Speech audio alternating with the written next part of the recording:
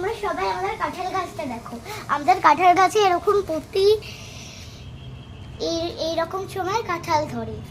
তো এইদিকে আপনারা দেখবে আসুন, এই কাঁঠালটা দেখুন আপনারা একবার কত বড় হয়েছে। সো বাবাকে আমি আজকে বলছিলাম এই কাঁঠাল মানে যেগুলো একটু বড় বড় হয়েছে সেগুলো কেটে নিতে। তো বাবা বললো আরেকজন বড় হোক তখন কেটে নেবো। তা যাই হোক, এদিকের কাঁঠাল এগুলোই হয়তো।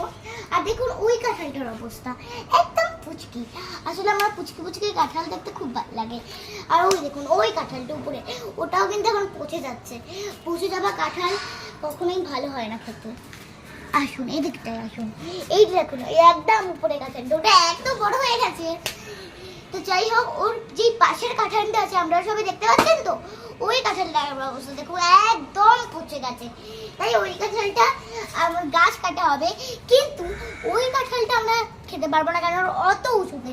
ভালো কাঁঠাল একটা খেতে না পেলে খুব মানে বাজে লাগে, কিন্তু কি করব বলুন, ওই কাঁঠালটা তো অত উঁচুতে। কিন্তু আমরা একটা উপায় মাত্র খেতে পারবো, যখন ওইটা নিচে মানে পড়বে, এমন সময় পড়তেও পারে, সো তখন আমরা এই কাঁঠালটা খেতে পারবো।